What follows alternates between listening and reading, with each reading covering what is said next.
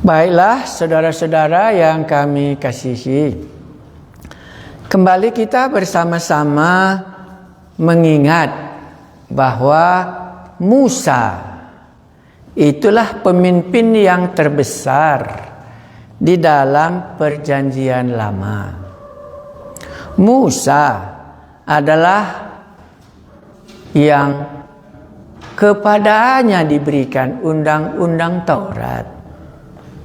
Musa adalah mengeluarkan undang-undang Taurat di Gunung Sinai. Musa adalah lahir di Mesir. Dan Musa termasuk orang tuanya adalah orang-orang yang beriman. Bahwa dia belum pernah lupa bahwa dia adalah umat Israel yang telah dipilih Allah. Dan bahwa dia tahu kemuliaan sebagai umat Israel, maka dia belum pernah merasa puas di istana Firaun dengan kemuliaan Mesir yang begitu hebat, tapi dia tetap merindukan akan tanah air yang kekal. Itulah tanah perjanjian yang harus mereka bawa umat Israel dari Mesir, memulai tanah perjanjian, tanah Kanaan. Musa adalah orang yang besar di dalam perjanjian lama, di mana kerajaan Allah, tanah perjanjian, dan semua bentuk hukum Taurat itu datangnya dari Musa. Musa lah yang dipilih oleh Allah menjadi berkat di dalam undang-undang Taurat. Dan yang paling kita ingat, Musa pernah bercerita dengan Tuhan Yesus di atas gunung kemuliaan. Musa pernah berjumpa dengan Yesus di atas gunung kemuliaan. Itulah yang kita coba pelajari. Pada hari ini kita mencoba melihat Musa, yaitu dia melayani Allah dengan kehendaknya sendiri. Berarti sebelum Musa sampai kepada yang diajarkan Allah cara melayani, Musa pernah gagal. Karena kerinduannya melayani Allah, maka dia melayani Allah dengan kehendaknya sendiri.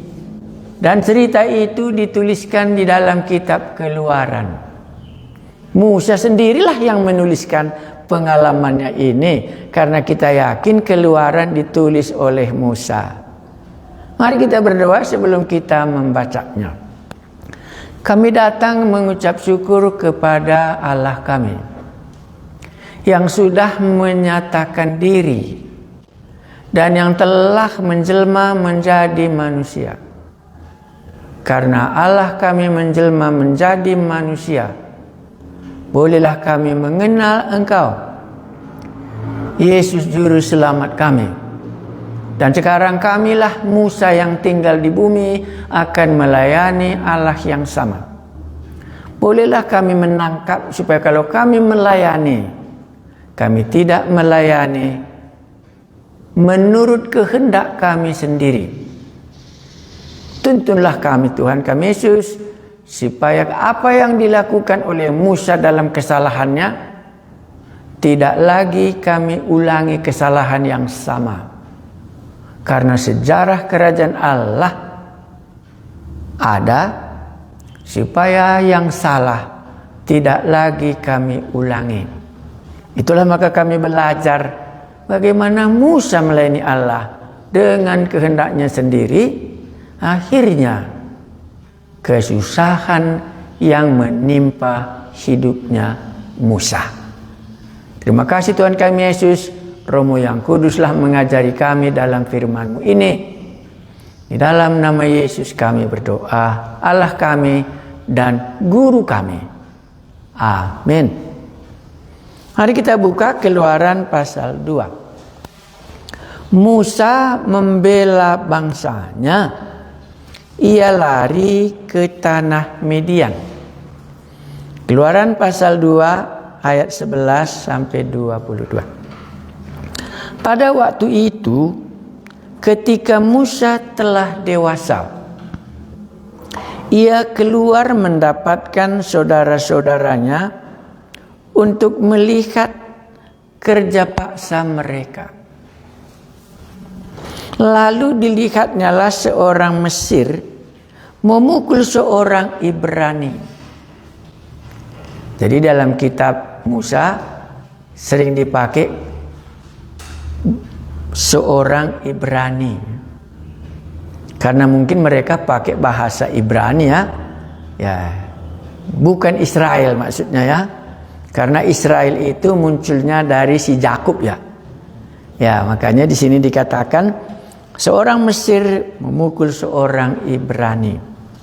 Seorang dari saudara-saudaranya itu, ia menoleh ke sana ke sini, dan ketika dilihatnya tidak ada orang, dibunuhnyalah orang Mesir itu, dan disembunyikannya mayatnya dalam pasir. Musa ya, hero dia ya. Ya, dua hal bisa kita belajar dari Musa ya dalam bagian ayat ini. Dia hero dan dia tetap masih memihak umatnya sebagai orang Ibrani. Dan dia berani dan melihat kiri kanannya. Nanti kita uraikan. Ketika keesokan harinya, ia keluar lagi. Didapatinya dua orang Ibrani tengah berkelahi. Bangsanya sendiri berkelahi. Ia bertanya kepada yang bersalah itu, "Mengapa engkau pukul temanmu?" Sudah kelihatan karakternya Musa. Memang bersedia mau membela bangsanya. Tetapi jawabnya, "Siapakah mengangkat engkau menjadi pemimpin dan hakim atas kami? Apakah engkau bermaksud membunuh aku sama seperti engkau telah membunuh orang Mesir itu?"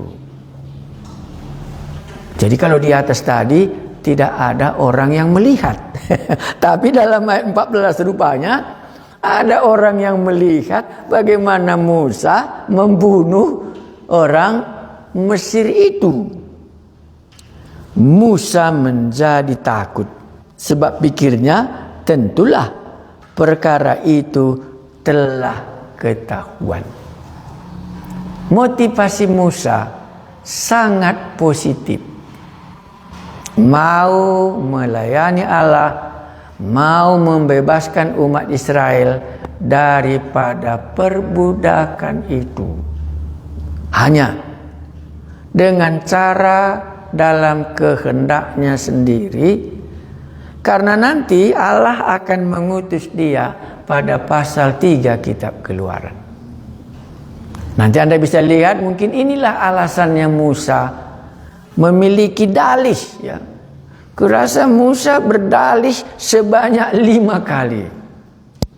Jadi bisa pengalaman pahit sebelum ditugaskan oleh Allah membuat Musa berdalih. Mari kita baca. Jadi maka kita akan belajar Musa melayani Allah dengan motivasi yang benar, mengasihi bangsanya, tetapi dengan cara yang salah. Oke, ayat 15. Ketika Firaun mendengar tentang perkara itu, dicarinya ikhtiar untuk membunuh Musa. Sekarang rupanya dosa Musa sudah sampai kepada siapa? Firaun, Raja Mesir, sudah mengetahui bahwa Musa telah membunuh orang Mesir. Dosa Musa tidak bisa disembunyikannya di Mesir. Walaupun menurut dia tadi tidak ada orang yang tahu. Berikutnya, ketika Firaun mendengar tentang perkara itu, dicarinya ikhtiar untuk membunuh Musa. Tetapi Musa melarikan diri dari hadapan Firaun dan tiba di tanah Midian. Lalu ia duduk di tepi sebuah sumur. Sampai di tanah Midian dan ada sumur di situ, dan duduklah dia supaya Firaun tidak membunuh dia. Adapun imam di Midian itu mempunyai 7 anak perempuan. Mereka datang menimba air dan mengisi palungan-palungan untuk memberi minum kambing domba ayahnya. Inilah situasi Musa di tanah Midian. Tadi situasi di tanah Mesir. Bagaimana pula orang-orang yang ada di tanah Midian ini? Ayat 17. Maka datanglah gembala-gembala yang mengusir mereka.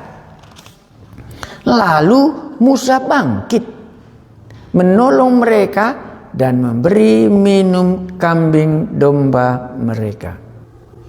Ayat 17 sama ceritanya dengan di atas. Kerinduan berbuat baik, kerinduan membela orang yang ditindas.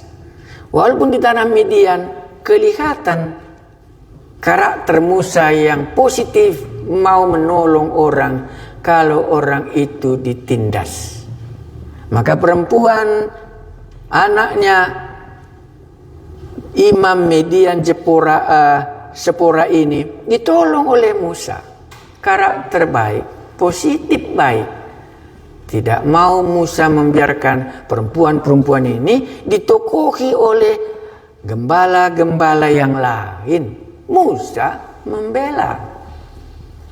Ayat 18. Ketika mereka sampai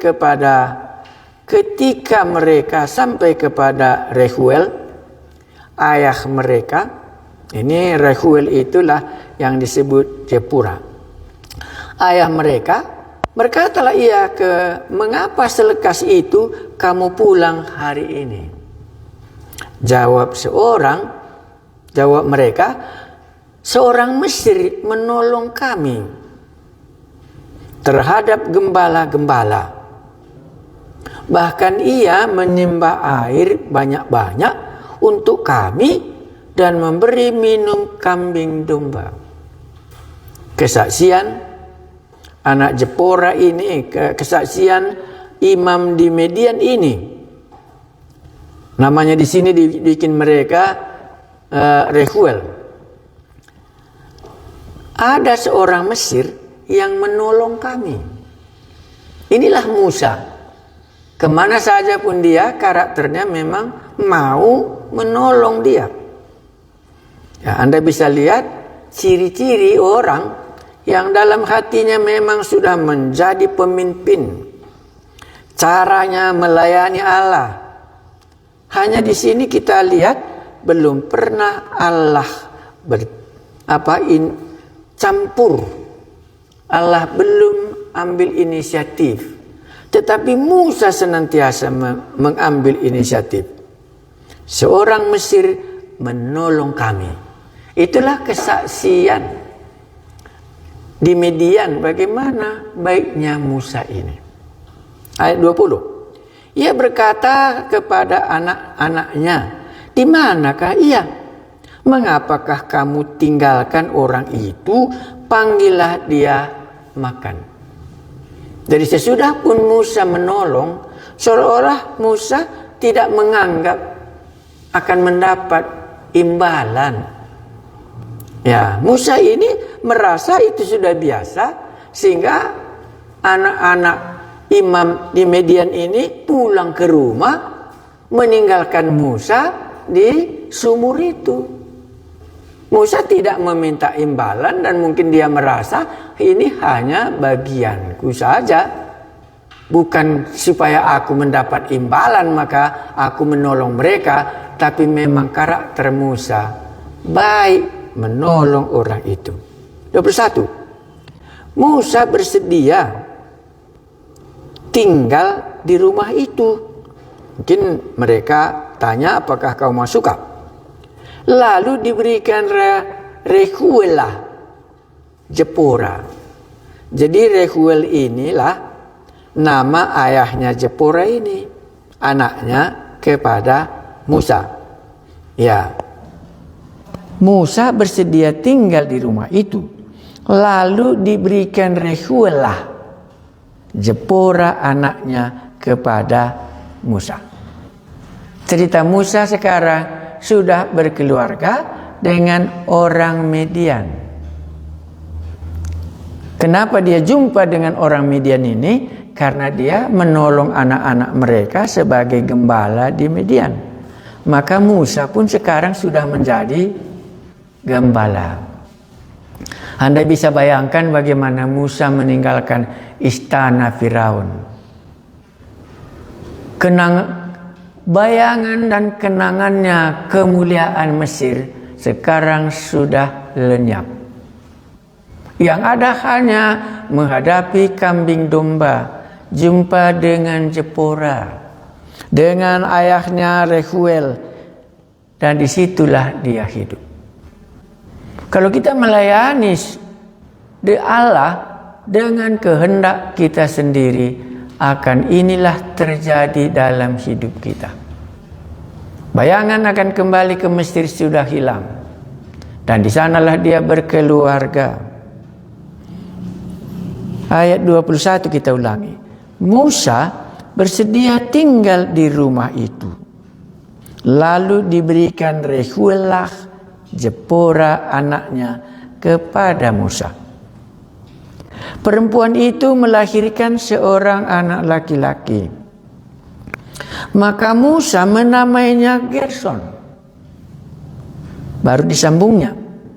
Sebab katanya, aku telah menjadi seorang pendatang di negeri asing. Anda akan dapat berkata, bayangan Musa masih tetap dia, aku telah menjadi seorang pendatang di negeri asing. Pendatang di Mesir dan pendatang di tanah Midian. Musa tahu hidupnya akan ada di daerah perantauan. Supaya hal ini nyata, apa yang ada di dalam diri Musa, dibuatnya lah nama anaknya. Maka setiap kali dia memanggil Gersom, maka teringatlah dia peristiwa hidupnya. Sudah meninggalkan Mesir, dan dibayangkannya lah bagaimana orang Mesir yang dikuburkannya dan mati di Mesir. Dan dibayangkannya lah umat Israel yang dia mau tolong tadi, tetapi mereka menolak. Sekarang nasib Musa menjadi orang yang merantau. Makanya di kalimat yang terakhir, aku telah menjadi seorang pendatang di negeri asing. Menjadi. Di dalam hati Paulus, di dalam hati Musa, dia akan menjadi hamba Allah dan sampailah ke tanah perjanjian Allah. Tapi berakhirnya dia berkata, aku telah menjadi seorang pendatang. Pendatang di Mesir, pendatang di Midian, dan sekarang bayangannya menjadi gembala. Dan kapanpun tidak akan kembali ke Mesir, ke istana Firaun yang begitu megah. Setiap kali kita melayani dengan kehendak kita sendiri, maka itulah menjadi bagian kita. Sebelum kita lanjutkan, saya mau membacanya Ibrani pasal 11. Karena di sana pun ada ceritanya Musa. Dan juga mungkin kalau Anda mau menambahkannya, di dalam Kisah Rasul pasal 7 pun cerita Musa ditampilkan. Ibrani pasal 11 ayat 24 ada cerita Musa. Bisa kita membacanya sehingga kita sedikit dapat merasakan atau mengecap pergumulan Musa yang melayani Allah dengan kekuatannya sendiri sebelum sampai waktunya. Ayat 24, Ibrani pasal 11. Karena iman, maka Musa setelah dewasa menolak disebut anak putri Firaun. Ini dasar iman Musa waktu dia di istana Firaun. Bisa Anda bayangkan bagaimana duniawinya di Mesir. Mesir itu masa zaman itu kita ingat zamannya Yusuf lah umpamanya. Menjadi pusat pertanian yang begitu hebat, maka terjadi pun kelaparan. Mesirlah jawabannya. 7 tahun tidak turun hujan, tapi padi di Mesir begitu baik, berlimpah-limpah masa zamannya Yusuf. Mesir itu merupakan satu kerajaan yang paling kuat. Makanya di sini katakannya karena iman, maka Musa setelah dewasa menolak kemakmuran Mesir, menolak kedudukannya sebagai orang nomor 2. Makanya Musa tidak mau hidup di negeri itu karena iman. Tapi kenapakah dia salah? Kan itu nanti menjadi pertanyaan. Kalau kita bukan orang beriman, kita nggak pernah akan salah. Orang beriman itunya salah. Makanya Paulus pernah salah 2 kali setidaknya Paulus salah. Petrus salah. Mereka semua bapak-bapak beriman sebelum kita. Musa disinilah dia mau melayani Allah, tetapi dengan kekuatannya sendiri, dengan caranya sendiri, dengan waktunya sendiri. Gagal dia. Karena iman, maka Musa setelah dewasa menolak disebut anak putri Firaun. Karena ia lebih suka menderita sengsara dengan umat Allah daripada untuk sementara menikmati kesenangan dari dosa. Ia menganggap penghinaan karena Kristus sebagai kekayaan yang lebih besar daripada semua harta Mesir. Berikutnya, sebab pandangannya ia arahkan kepada upah. Karena iman, maka ia telah meninggalkan Mesir dengan tidak takut akan murka raja. Ia bertahan sama seperti ia melihat apa yang tidak kelihatan. Boleh kita lihat jiwanya Musa? Boleh kita lihat imannya Musa?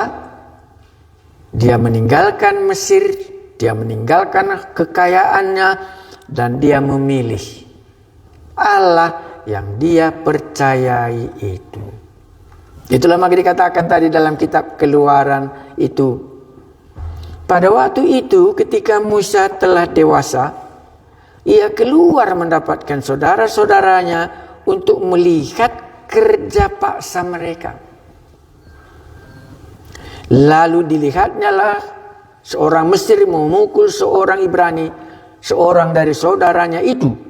Ia menoleh ke sana ke sini, dan ketika dilihatnya tidak ada orang, dibunuhnya orang Mesir itu dan disembunyikannya mayatnya dalam pasir. Kalau secara sederhana Anda bisa melihat jiwanya Musa sudah memang muncul bahwa dia akan membebaskannya umat Israel karena dia mau melihat kemuliaan Allah. Dan bahkan dikatakannya satu kata yang sangat sulit kita menerimanya. Ia menganggap penghinaan karena Kristus. Karena ia lebih suka menderita sengsara dengan umat Allah daripada untuk sementara menikmati kesenangan dari dosa. Dibayangkannya di Mesir bagaimana dosa, karena orang Mesir menindas bangsanya sendiri. Mungkin inilah dimasukkan dosa di sini, ditambah nanti dengan penyembahan berhala. Maka di hari raya Paskah nanti kita akan melihat apa yang hukuman yang pertama dijatuhkan oleh Allah.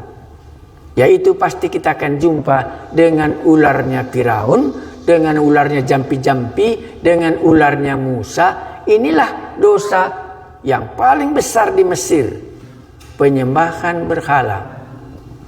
Dan Musa sudah mengatakannya, karena ia lebih suka menderita sengsara dengan umat Allah daripada untuk sementara menikmati. Loh, jadi bisakah Musa menikmati kemakmuran Mesir? Ini yang dikatakannya. Untuk sementara menikmati kesenangan dari dosa. Menikmati kesenangan dari dosa sementara Musa menganggap penghinaan.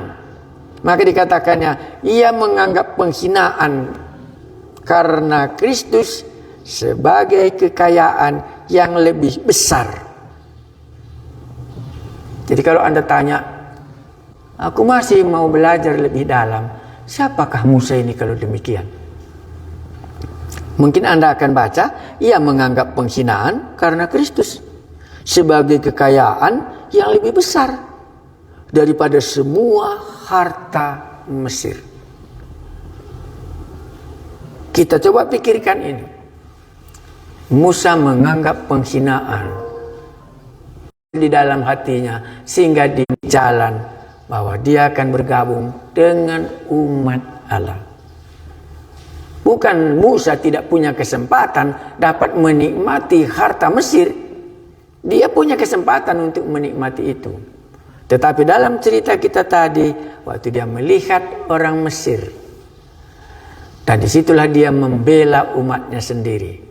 Dan sekarang umatnya sendiri tidak menerima dia menjadi pemimpin.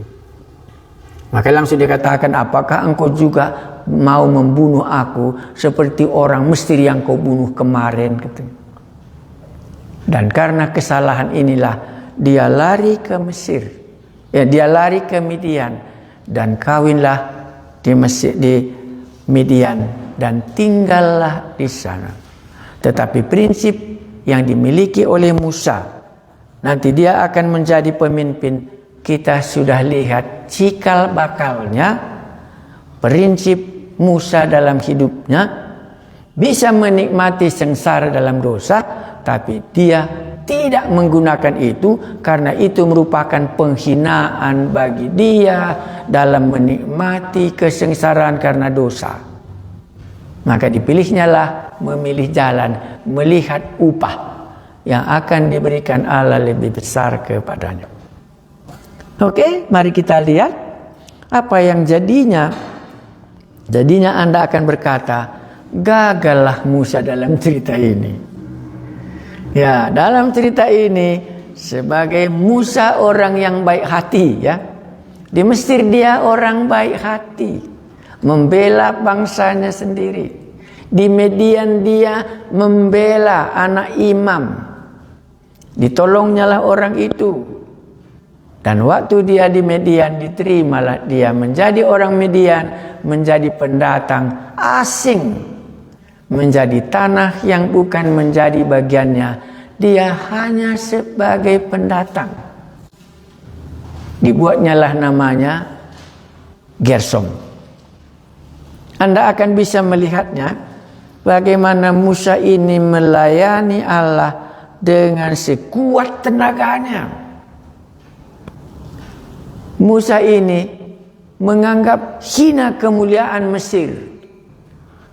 Tetapi gagal dia karena dia melayani Allah dengan kekuatannya sendiri.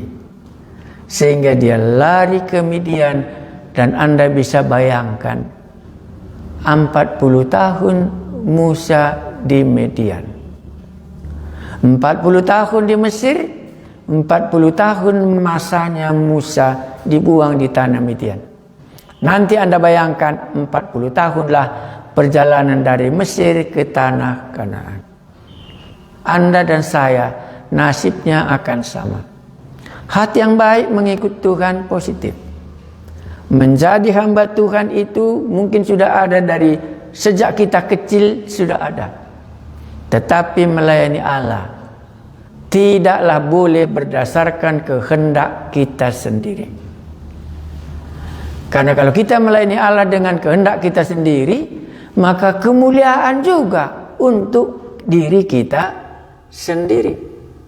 Musa menyatakan, semua motivasiku yang positif berakhir di Midian, dan kawin dengan orang Midian dan menjadi gembala. Maka lahirlah cuma di tengah-tengah keluarga si Garsom ini. Maka kubuatlah namanya untuk memori pengalamanku hidup. Dan di dalam zaman inilah hidupnya Musa. Allah di dalam pasal 3 berikutnya nanti Anda bisa melihatnya. Inilah pengalaman Musa. Walaupun nanti dia akan menjadi orang besar, tapi Anda dapat berkata, Musa itu baik. Musa itu tidak mau menikmati dosanya Mesir. Tetapi kenapakah dia sampai ke Midian? Karena dia memakai kekuatannya, kehendaknya. Dia tidak pernah belajar bagaimana kehendak Allah. Nanti Anda akan lihat waktu dia pulang ke Mesir, Tuhan katakan kepada dia, bawalah tongkat ini. Inilah metode Allah untuk membebaskan umat Israel, bangsa Ibrani yang sudah ada di dalam hati Musa. Maka hatinya yang baik itu tidak pernah Tuhan lupakan, tetapi sudah muncul dosanya Musa. Maka nanti waktu di Midian Anda langsung pertama ingat, dosa Musa lah yang harus diselesaikan. Kedua, dosanya nanti Anda jumpa waktu pulang ke tanah Mesir. Musa mau dibunuh oleh Allah di tengah perjalanan. Maka semua orang menafsirkan karena istrinya Zipora tidak mau mengikuti undang-undang Musa. Sesuai dengan kitab Kejadian pasal 17, umat Israel harus disunat. Orang yang tidak disunat di tengah-tengah umat Israel, dia harus dimusnahkan. Itulah maka ceritanya Zipora menunatkan Garsom, dan sesudah itu Musa dibiarkan hidup dan Zipora pulang kembali. Karena mungkin Zipora tidak bersedia melihat dahsyatnya Allahnya Musa ini. Musa melayani Allah dengan kehendaknya sendiri. Apakah Anda tahu bahwa Anda melayani dengan kehendak Anda sendiri, maka nasib Anda akan sama seperti Musa. Tapi kalaulah boleh kita tahu, supaya jangan kita meniru apa yang dibuat oleh Musa dalam kegagalannya dengan motivasinya yang benar, mau menyelamatkan orang Israel. Tapi kalau itu bukan karena kehendak Allah, maka Midianlah akhirnya. Maka keluarlah dia berkata dalam hatinya, aku telah menjadi. Inilah jadinya dia. Aku telah menjadi seorang pendatang di negeri asing. Asing di Mesir, asing di Midian. Yang tidak asing itulah tanah Kanaan, dan tidak asing itulah tanah surgawi yang Tuhan ada di dalam hati Musa kalau kita membaca kitab Ibrani. Baik, sampai di sinilah kita belajar tentang Musa waktu dia melayani dengan kekuatannya sendiri. Anda bisa melihat pelayanan Anda sekarang. Apakah Anda melayani Allah sesuai dengan cara Allah kah? Sesuaikah dengan kekuatan Allah kah? Atau lebih dalam, sesuaikah dengan waktu Allah? Kita berdoa. Kami memuji nama-Mu, Allah kami, yang sudah menyatakan bagaimana Musa punya motivasi yang benar. Tapi akhirnya dia mengaku, aku telah menjadi seorang pendatang di negeri asing ini. Kami mengucap syukur sebagai hamba-hamba-Mu yang melayani. Supaya kami bukan motivasi kami yang baik ini kami pakai. Tapi kami akan mendengar bagaimana cara Allah supaya pekerjaan Allah itu bisa dilakukan. Dan pada waktu kapan, dengan kekuatan yang berasal dari Allah. Berilah kami mendengar suara-Mu, supaya waktu kami berada di dalam kesulitan, kami kembali sebagai Musa, dan nanti akhirnya dia sudah belajar. Berkatilah firman-Mu yang sedang kami baca dan sedang kami renungkan. Dalam nama Yesus Kristus Tuhan kami berdoa. Amin.